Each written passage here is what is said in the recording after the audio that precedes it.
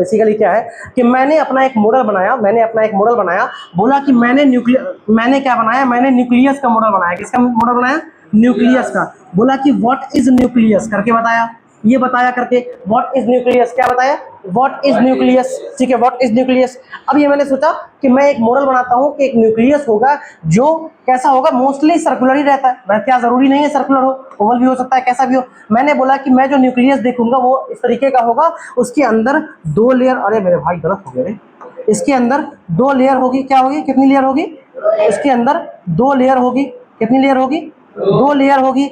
बीच में कुछ nuclear pore होगा, याद करो, बीच में कुछ न्यूक्लियर पोर होगा, खाली जगह होगी, है ना, ये खाली जगह होगी, इसको न्यूक्लियर पोर बोल रहे हैं, ये न्यूक्लियर पोर होगा।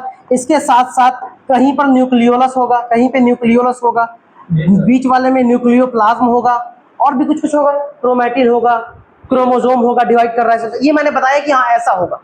रुक जा भाई, मैंने बोला कि मेरा ऐसा होगा। अब क्या हुआ, 2 तरह का सेल मेरे पास आया, sale number A, sale number B. ये 2 तरह का सेल आया, बोला मेरे पास न्यूक्लियस। मैंने बोला बड़ा जबरदस्त बात है, न्यूक्लियस लाओ दिखाओ। मेरे को बोल रहे हो तुम कि मेरे पास न्यूक्लियस है, अब बताओ मैं न्यूक्लियस तभी ना मानूंगा जब तुम मेरे क्राइटेरिया पे फुलफिल करोगे। बोलो, है ना।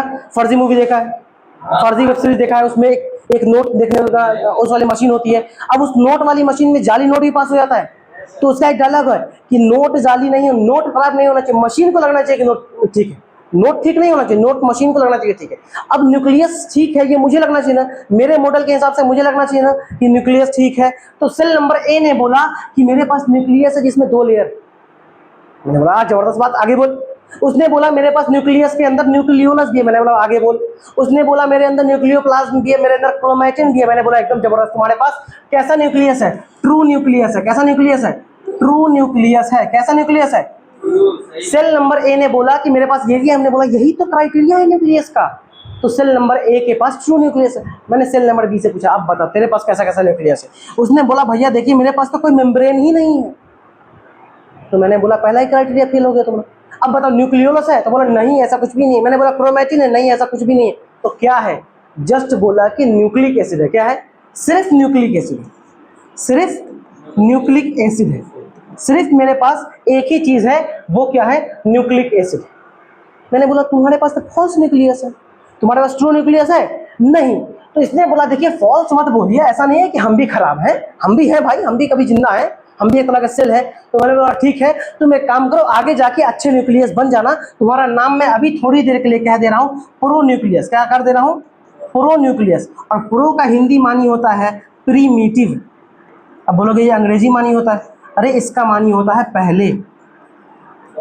अरे बोल रहा हूँ पहले वाला न्यूक्लियस। क्या नाम है उसका? अरे बोल ना, इसका नाम क्या हुआ? प्रो न्यूक्लियस का मतलब हुआ पहले वाला न्यूक्लियस, यानी प्रीमिटिव न्यूक्लियस।